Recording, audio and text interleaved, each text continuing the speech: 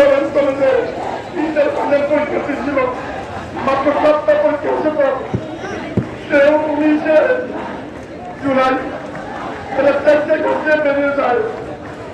5:30 এত লাভ হয়ে আমাদের ফোন করে যাদের ছেলে মেডিকেলে আসেন তাই হয়ে যায় যে আমার ছেলে লাভে পড়ে আছে। আমি কি বলবো, আমি তো বিচার চাই আপনাদের কাছে।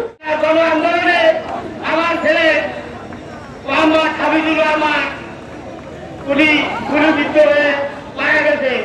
ওনার বাবা হয়ে আমি আন্দোলন সকলের কাছে আকুল আবেদন বলতে চাই, স্বৈরাচার এবং খুনি